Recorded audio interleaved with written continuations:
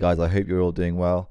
What I'm going to be doing today is I'm going to be sharing with you the 3 different levels of goals and why we want to be focusing on one particular level more than the others if motivation is our issue. Yeah. So there's basically 3 different levels of goals. A level 1 goal is something that you know you can achieve because you achieved something similar to it before, if not the same thing before. Okay, so an example of that might be you want to buy a new car, for example. Okay, you've already bought a car before, so you know the steps that need to go through the procedure of buying a car, and you've also bought a car of that value before. So that's a level 1 goal. You've already achieved something of this level before. You know that you can achieve it, and you know the steps required to achieve it. Now, the level 2 goal would be, for example, going for something that is slightly outside of what you've already achieved before.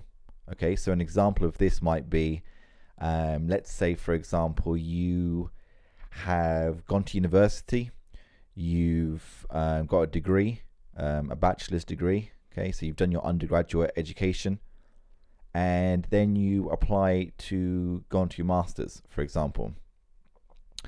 Yes, many of the steps are the same, but there is a kind of an increase in difficulty. There may be an additional step or 2 that you need to do. Okay, so that's one potential example. Another potential example would be something along the lines of, let's say you've been running a business. The business has been earning you comfortably 1.5k a month, and you want to take it to 3k a month. Okay, it's higher than what you're currently achieving with your business, and but it's not out of the realms of possibility, right? Because you've already made 1,500 a month. You know that the basic principles behind doing that.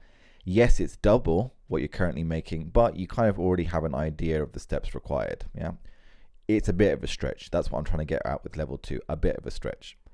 Now with level 3 goals, it's a bit more than that, if you know what I mean. Okay, so with a level 3 goal, you want to kind of feel like you do have some level of a chance, but that you really don't know a whole lot of what you do need to know to get to that point. Okay, and the reason why we want these level 3 goals, okay, and the reason why these level 3 goals are so motivating is because they're big goals and they require us to stretch.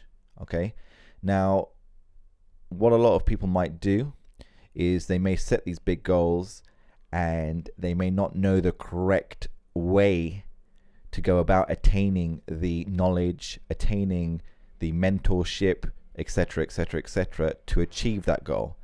Now, that sort of stuff you learn through experience or you get coached in. But what I'm trying to say here for this very video is that these level 3 goals are what are going to keep you motivated day in, day out, because they're big goals. They require you to stretch. Okay, those little goals are kind of like within reach, those level 1 and even to a certain extent level 2 goals.